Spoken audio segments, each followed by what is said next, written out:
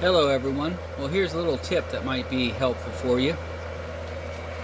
We run this all the time here in the house because it just, with concrete on slab on grade house, it just has a lot of humidity. So what I do is I just take this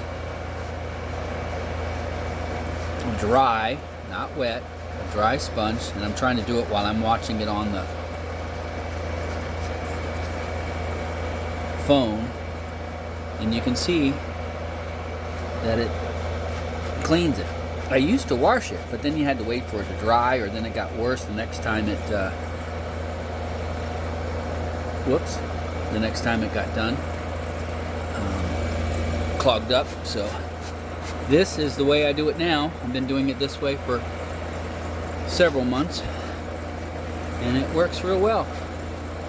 Hope it helps you. Bye for now.